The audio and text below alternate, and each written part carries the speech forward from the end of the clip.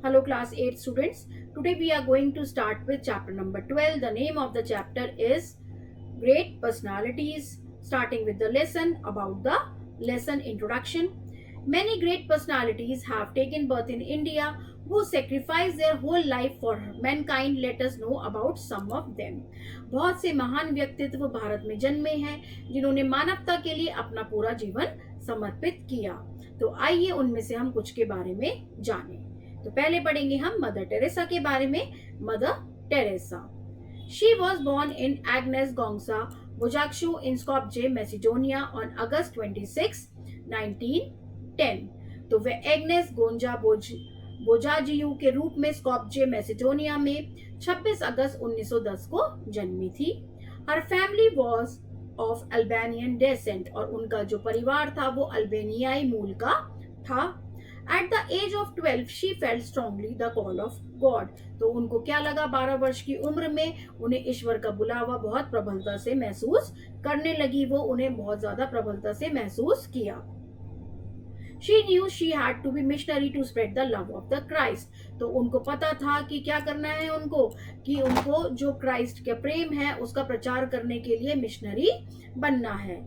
At the age of 18, she left her parental home in Skopje and joined the Sisters of Loreto, an Irish community of nuns with missions in India। तो क्या किया उन्होंने, 18 वर्ष की आयु में उन्होंने अपने पैतृक घर स्कॉपजे को छोड़कर सिस्टर्स ऑफ लोरेटो नामक एक आयरिश नन समुदाय से वो जुड़ गई जो भारत में मिशनरी सेवा करता था। After a few months training in Dublin, she was sent to India, where on May 24, 1931, she took her initial vows as a nun। उसके बाद क्या हुआ कि कई महीनों के डबलिन प्रशिक्षण के बाद उन्हें भारत भेजा गया, जहां उन्होंने 24 मई 1931 को नन के रूप में अपनी प्रारंभिक प्रतिज्ञाएं ली। From 1931 to 1948, Mother Teresa taught at St. Mary's High School in Calcutta, but the suffering and poverty she glimpsed outside the convent walls made such a impression on her that in 1948 she received permission from her superiors to leave the convent school and devote herself to work among the poorest of the poor in the slums of Calcutta। तो अब इसके बाद क्या हुआ कि जो mother Teresa थी तो उन्होंने 1931 से 1948 तक कोलकाता, जब अब उसको क्या बोलते थे, अब कलकत्ता बोलते हैं और पहले कलकत्ता बोलते थे, तो उन्होंने सेंट मैरीज हाई स्कूल में पढ़ाया। लेकिन उन्होंने कन्वेंट दीवारों के बाहर झांका और देखा कि गरीबी और पीड़ा से कितने लोग प्रभावित हैं। तो उन्होंने 1948 में अपने वरिष्ठों से अनुमति मिली कि वह स्कूल छोड़कर कलकत्ता की झुग्गियों में सबसे गरीब लोगों के बीच में कार्य करें। Although she had no funds, she depended on divine providence and started an open air school for slum children। तो उनके पास क्या नहीं था, उनके पास कोई भी धन नहीं था, तो उन्होंने ईश्वरीय व्यवस्था पर निर्भर किया और स्लम बच्चों के लिए खुले में क्या किया, स्कूल शुरू किया। Soon she was joined by voluntary helpers and financial support was also forthcoming। और जल्द ही स्वैच्छिक सहायक जो थे और वित्तीय सहयोग से उनको साथ मिला, और जिससे उनके कार्य का दायरा बढ़ना संभव हुआ। जो उनका कार्य का दायरा था वो उन्होंने बढ़ाना शुरू कर दिया। This made it possible for her to extend the scope of her। On October 7, 1950, Mother Teresa received permission to start her own order, the Missionaries of Charity, whose primary task was to love and care those persons when nobody was prepared to look after। तो अक्टूबर 7, 1950 में क्या हुआ कि mother Teresa को अपने order missionaries of charity शुरू करने की अनुमति मिली, और जिनका मुख्य कार्य क्या था, उन लोगों का प्रेम और देखभाल करना था जिन्हें कोई भी नहीं देखना चाहता था, जिनका कोई भी ध्यान रखना नहीं चाहता था। In 1965, the society became an international religious family by a decree of Pope Paul VI। तो 1965 में क्या हुआ, पोप पॉल 6 के निर्देश से ये समाज एक अंतर्राष्ट्रीय धार्मिक परिवार बन गया। Today the order comprises active and contemplative branches of sisters and brothers in many countries। तो आजकल क्या होता है कि जो ये संस्था है ये दुनिया भर में फैल गई। In 1963, both the contemplative branches of sisters and active branch of the brother was founded। और 1963 में इस तरीके की खूब सारी ब्रांचेस मिल गई।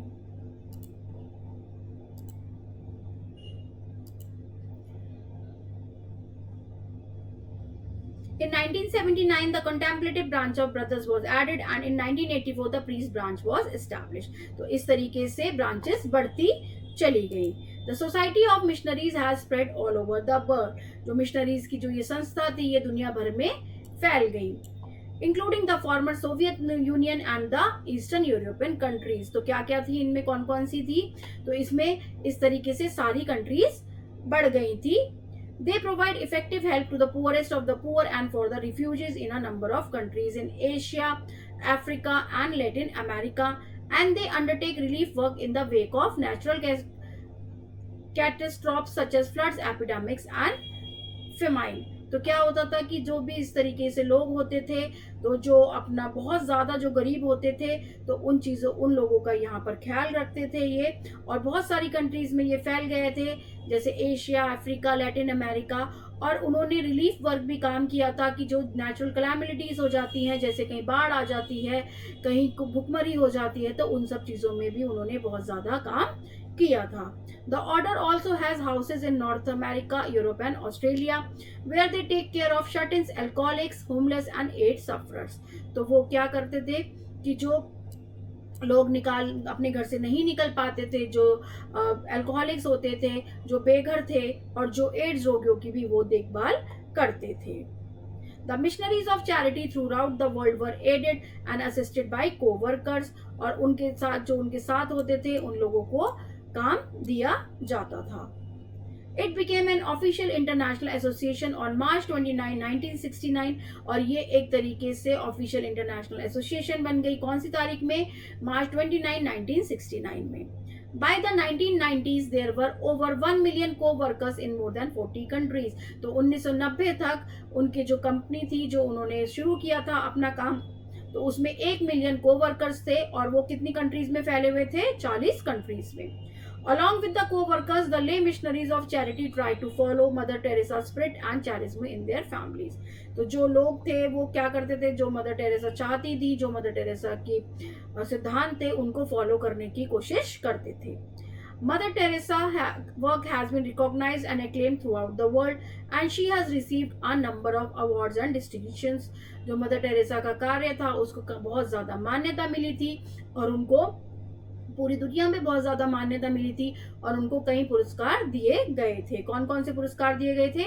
Including the Pope John Peace Prize 1971 and the Nehru Prize 1972 for her promotion of international peace and understanding. ये किस लिए दिया गया था?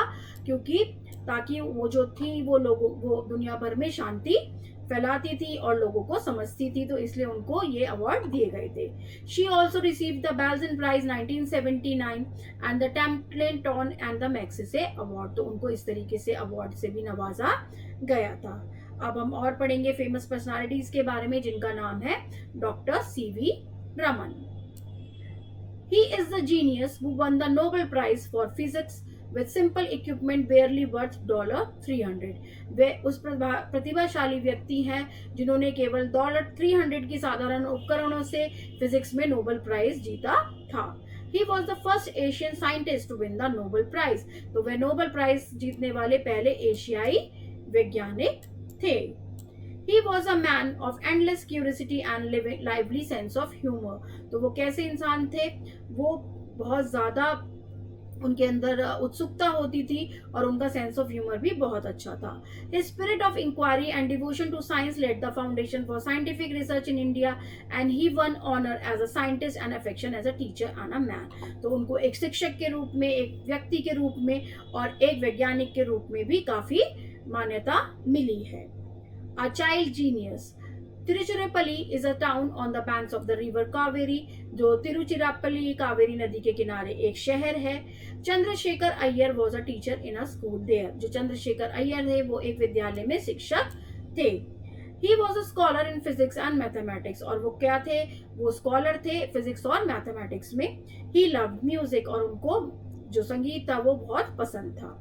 His wife was Parvati Ammal. और उनकी वाइफ का नाम क्या था? Parvati Ammal. Their second son was born on 7th November 1888. उनकी जो दूसरी संतान थी वो 7 नवंबर 1888 को जन्मी थी.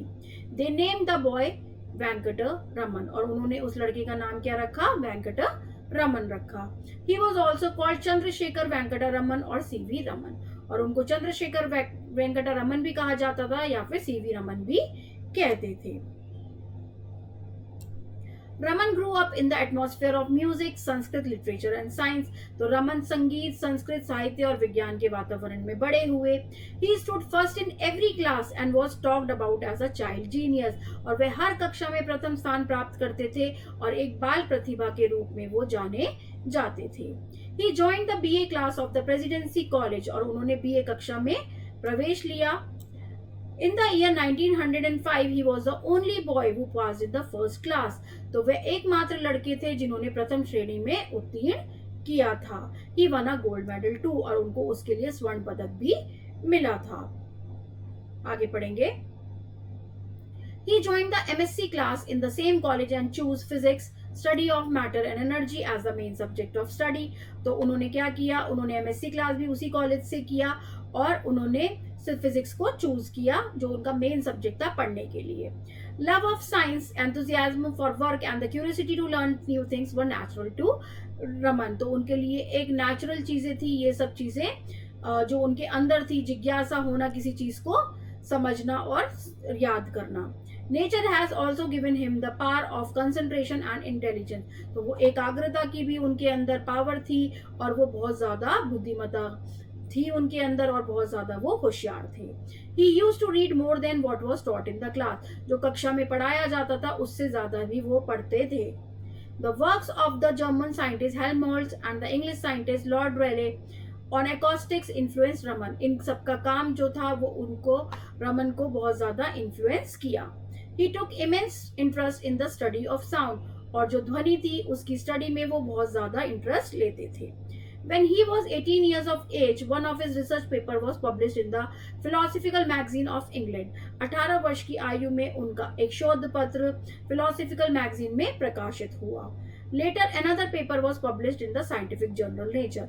और थोड़े दिनों बाद उनका एक अन्य पत्र नेचर नामक वैज्ञानिक जर्नल में शामिल किया गया, प्रकाशित किया गया। Doctor CV Raman, officer scientist. अब साइंटिस्ट वैज्ञानिक के रूप में पढ़ेंगे हम।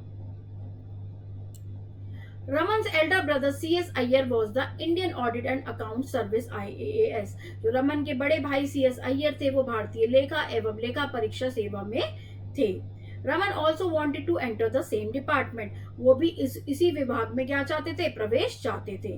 So he set for the competitive exam. तो उन्होंने क्या किया, तो उन्होंने एग्जाम में वो बैठ गए। इस तरीके के प्रतियोगिता में वो उन्होंने पार्टिसिपेट किया। The day before this examination the result of the MSc examination were published. और एग्जामिनेशन से पहले उनके जो एमएससी एग्जामिनेशन था उसका रिजल्ट भी आ गया था। He had pass in first class, और वो पहले ही उस श्रेणी में पास हो गए थे। Recording the highest marks in Madras University up to that time. तो उसमें सबसे ज्यादा अंक लाने वाले वो जो इंसान थे वो थे मद्रास विश्वविद्यालय के। ही stood first in the IAAS examination also, और वो IAAS के एग्जामिनेशन में भी फर्स्ट आए थे। On May 6, 1907, Raman married Lok Sundari Ammal. At the age of 19, Raman held a high post in the government. 6 मई 1907 को रमन ने लोक सुंदरी अम्मल से विवाह किया। उन्हें कोलकाता में वित्त विभाग में सहायक लेखक भी नियुक्त किया गया। He was appointed as the Assistant Accountant General in the Finance Department in Kolkata. And the same year something happened to give a new turn his life. तो इसके बाद क्या हुआ, उनकी जिंदगी में एक और नया चढ़ाव आया। From accounts to science. At that time, Burma and India were under a single government. उस वक्त पर बर्मा और जो भारत था वो एक ही सरकार के अंदर आता था। In 1909 Raman was transferred to Rangoon, the capital of Burma. और 1909 में रमन को बर्मा की राजधानी रंगून में क्या कर दिया गया, ट्रांसफर कर दिया गया। When Chandrasekhar Iyer passed away in 1910, Raman came to Madras on 6 months leave. और जब उनके जो बड़े भाई थे चंद्रशेखर अय्यर, उनका देहांत हुआ, तब रमन 6 महीने की छुट्टी पर आए। After completing the last rites, Raman spent the rest of his life period doing research in the Madras University laboratories. जो भी उनकी संस्कार थे वो सब किए उन्होंने, और छुट्टी का जो बाकी समय था उन्होंने मद्रास विश्वविद्यालय की प्रयोगशाला में एक्सपेरिमेंट्स करने में लगा दिया। The Science College of Calcutta University was started in 1915 जो कलकत्ता 1915 में कलकत्ता विश्वविद्यालय में विज्ञान कॉलेज की स्थापना हुई. There a chair for physics was established in memory of Tarakant पालित, a generous man. तो वहां पर क्या था, एक जगह पोस्ट बची हुई थी. Raman was appointed as professor, और रमन को प्रोफेसर के रूप में नियुक्त किया गया. He left the powerful post in the government which brought a good salary, और उन्होंने जो सरकार में अपनी प्रतिष्ठित और उच्च वेतन वाली जो पोस्ट थी उसको उन्होंने छोड़ दिया. The Indian science Congress was started in 1913, और 1913 में भारतीय विज्ञान कांग्रेस की शुरुआत हुई. Its aim was to bring together scientist engaged in research. तो इसका क्या एम था, इसका क्या उद्देश्य था कि जो भी रिसर्च में जो वैज्ञानिक इन्वॉल्व हैं उनको एक साथ लाना. They should meet and exchange ideas, ताकि वो एक साथ बैठे और अपने विचार शेयर करें. It's first session was held in 1914, और इसका जो पहला सेशन था वो 1914 में हुआ था. Ashutosh Mukherjee was the president, और उस वक्त उनके प्रेसिडेंट कौन थे, Ashutosh Mukherjee. Raman was the president of the physics section, और वो फिजिक्स अनुभाग जो थे उसके अध्यक्ष थे. कौन, रमन.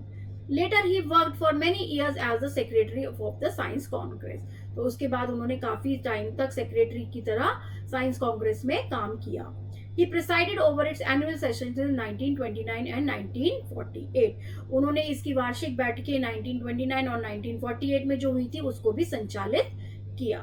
अब वो प्रोफेसर बने तो उनके बारे में हम बताएंगे क्या हुआ फिर. In 1917 at the age of 29 Raman became the head professor. 1917 में 29 वर्ष की आयु में रमन हेड प्रोफेसर बन गए. He continued research along with the new assignment, और उन्होंने इस नई भूमिका के साथ जो भूमिका थी ये नई, तो अपना अनुसंधान जो था वो उसको बिल्कुल जारी रखा. Raman was deeply interested in musical instruments such as Veena, violin, mridangam and tabla. तो उनको बहुत ज्यादा संगीत में रुचि थी, और कौन कौन से जो वाद्य यंत्र थे जैसे वीणा, वायलिन, मृदंगम और तबला जैसे वाद्य यंत्र में उनको रुचि थी. He began to work on them, और उन्होंने इस पर भी काम करना शुरू किया. Around 1918 he explained the complex vibration of the strings of musical instruments. तो उन्होंने 1918 में जो उसमें कंपन होती है उसकी व्याख्या भी की. He later find out the characteristic tones emitted by the mridangam, the tabla etc. और बाद में मृदंगम, तबला आदि द्वारा जो उसमें ध्वनियां होती हैं तो उससे जो उत्सर्जित विशिष्ट होता है उस ध्वनि का पता उन्होंने लगाया. Amritlal Sarkar, who was devoting all his time to the welfare of the Indian Association for the Cultivation of Science, passed away in 1990. जो अमृतलाल सरकार थे जो कि अपना सारा काम इस चीज में लगा रखा था, उन्होंने उनकी डेथ हो गई 1919 में. Professor Raman became the honorary secretary of this association. तो इसके बाद जो प्रोफेसर रमन थे उन्हें सेक्रेटरी बना दिया गया. 2 laboratories, those of the college and the association, were under him. And this gave a new stimulus to his research. तो इसके बाद उनको एक नई जो ऊर्जा मिली, उनको एक नया काम मिला इस तरीके से. Both this body and the mind could do all the work that had to be done. उनका जो शरीर था, उनका जो दिमाग था वो सारे दिन काम में लगा रहता था. Many students came to him from different parts of the country for postgraduate studies and research. तो उसके बाद क्या हुआ कि उनके पास बहुत सारे बच्चे आने लगे अलग अलग जगह से जो कि रिसर्च करना चाहते थे. वो बाजार street and the university science college laboratory became the active research centres of India. और वो भारत की बहुत ज्यादा एक रिसर्च करने की जगह बन गए. Research work like Meghnath Saha and S K. Mitra become famous later worked at these centres. तो जो मेघनाथ शाह थे एंड एस.के. मित्रा थे तो वो यहाँ पर फेमस हो गए जिन्होंने इस सेंटर्स में काम किया था. Now the great teacher. That was the time when Raman was completely immersed in experiments and research. तो उस वक्त क्या था कि वो बहुत ज़्यादा बिजी हो चुके थे अपने एक्सपेरिमेंट्स करने में और अपने रिसर्च वर्क करने में. According to the terms of the Pilot Chair, he could have remained free from teaching work, doing research only, but Raman had great pleasure in teaching. तो ऐसा भी वो कर सकते थे कि वो अपना रिसर्च वर्क ही करते रहते, पढ़ाई ना कराते या टीचर की तरह काम ना करते, बट उनको बहुत ज़्यादा आनंद आता था पढ़ाने में. Students were inspired by his lectures. जो उनके व्याख्यान होते थे उससे छात्र बहुत ज्यादा प्रेरित रहते थे. They were eager to listen to him, और उनको बहुत ज्यादा उत्सुकता होती थी उनका लेक्चर सुनने में. He will not stick to one particular text book, और एक ही किताब से वो नहीं पढ़ाते थे. His lectures brought the fragrance of fresh research, तो जो उनका जो पढ़ाने का तरीका होता था वो बहुत ही अलग था. The reflected Raman's great curiosity about the secrets of nature, तो जो भी उनकी सोच थी वो बहुत ज्यादा आगे बढ़ चुकी थी और वो बहुत अच्छी तरीके से लोगों की उत्सुकता को भी शांत करते थे. Usually the lecture was of an 1 hour duration, जो ड्यूरेशन होता था वो 1 घंटे का होता था. But forgetting the time in the discussion of the subject, professor Raman will some time lecture for 2 or 3 hours, but कभी कभी उनका लेक्चर 2 या 3 घंटे तक भी चलता था. एनी डाउट और question from a student stimulate new scientific ideas, कोई भी छात्र का कोई नया सवाल, कोई नई वैज्ञानिक सोच को उनकी उत्तेजित करता था. Not a minute to waste, यानी एक भी समय उन्होंने नहीं वेस्ट किया. तो क्या बताया हमने इसमें? Absorbed in experiments it was not unusual for him to forget food and sleep, प्रयोगों में मस्त रहते हुए उन्होंने भोजन और नींद को भी भूलना असामान्य नहीं था. Sometimes working late at night, he would sleep in the laboratory on one of the tables. कभी कभी देर रात तक काम करने में वो क्या करते थे? प्रयोगशाला की मेज पर ही सो जाते थे. In the morning too, most of his time was spent in the laboratory. और सुबह भी उनका अधिकांश समय जो था वो प्रयोगशाला में ही व्यतीत होता था. He worked in informal clothes, और वो informal clothes में ही काम करते रहते थे. At 9:30 AM he would rush home, और 9:30 पे वो भागते थे अपने घर की तरफ. After a shave and a bath, और फिर वो शेविंग करते थे और नहाते थे. He would dress up and send for a taxi, और फटाफट से वापस आ जाते थे. He would finish his breakfast in 2 or 3 minutes and get into the taxi, और वो 2 या 3 मिनट में ही अपना नाश्ता पूरा करते थे और फटाफट टैक्सी में बैठ जाते थे. Racing over a distance of 4 miles, he would reach the class on time. 4 मील की दूरी तय कर वो कक्षा में समय पर भी पहुंच जाते थे. He never wasted time, और उन्होंने कभी भी अपना समय जो है वो कभी भी व्यर्थ नहीं किया, कभी भी उन्होंने अपना समय को वेस्ट नहीं किया. अब आगे पढ़ेंगे न्यू वर्ड्स.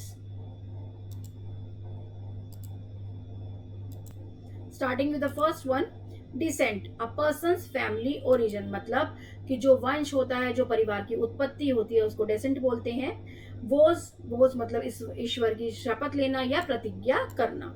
मिशनरी मतलब रिलीजियस धर्म प्रचारक. ग्लिम्स्ड स्ट्रॉक फेंटली और पार्टली मतलब झलक देखना किसी चीज की. Community, a group of people who have something in common, यानी एक समुदाय. कंटेम्पलेटिव, थॉटफुल यानी विचारशील होना. एंगेज मतलब बिजी यानी व्यस्त रहना. जीनियस, ब्रिलियंट, जो कौन होता है? प्रतिभाशाली व्यक्ति होता है. एंडलेस मतलब अनलिमिटेड, असीमित. क्यूरियोसिटी, इंक्विसिटिवनेस मतलब जिज्ञासा, किसी भी चीज को जानने की उत्सुकता.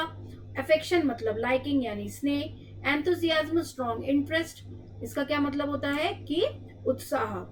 राइट्स, रिलीजियस ऑब्जर्वेंसेस, धार्मिक अनुष्ठान. जनरस मतलब काइंड यानी उदार. Now we will discuss the question. तो moving on to the first one, tick the right option. Mother Teresa was born on August 26, 1910. This means that C option is the correct one.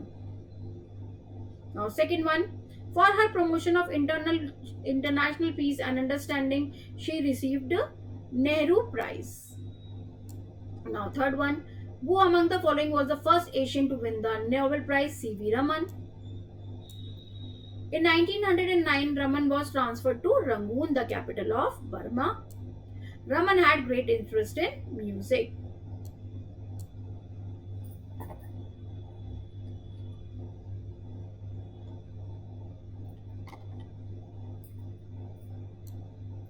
In teaching also he has great interest. Now moving on to the B part, fill in the blanks. At the age of 12, Mother Teresa felt strongly the call of God. Dr. C.V. Raman won the Nobel Prize for Physics. Tiruchirappalli is a town on the banks of the river Kaveri. Raman stood first in the IAAS examination also. The Indian Science Congress was started in 1913. Now moving on to the C part, write T for true and F for false statements. Mother Teresa received permission to start her own order. This is true statement. The Society of Missionaries has spread all over the world, including the former Soviet Union and the Eastern European countries. This is also a true statement. Raman's younger brother C.S. Iyer was in the Indian Audit and Account Service. This is a wrong statement because he was his elder brother. So this is a false statement. The Science College of Calcutta University was started in 1915. This is also a true statement. And Raman used to finish his breakfast in 2 or 3 minutes. So this is also a true statement. Now moving on to the D part, answer the following questions. Where was Mother Teresa born? Which country did she belong to? तो mother Teresa का जन्म कहाँ पर हुआ था? She was born in Skopje, Macedonia and belonged to an Albanian family by descent. What does the Society of Missionaries do to help the poor masses? क्या करते थे वो? They provide care and support to the poorest of the poor, including the homeless, leprosy and AIDS sufferers, the elderly victims of disasters, and those whom nobody else is prepared to look after. Name a few awards which Mother Teresa has received: Pope John Peace Prize, Nehru Prize, Belgian Prize, Templeton Prize, and Magsaysay Award. Why do we call Raman as a child genius? Fourth one, when was C.V. Raman born? He was born on 7th November 1888. Now, fifth one, why do we call Raman a child genius? Because he topped every class, passed his BA in the first class, won a gold medal, and had research paper published at very young age. What subject was Dr. C.V. Raman interested in his childhood? He was interested in physics and the study of sound. That's all about the chapter. Hope you all understand it well. Please like, share and subscribe. Thank you so much for watching.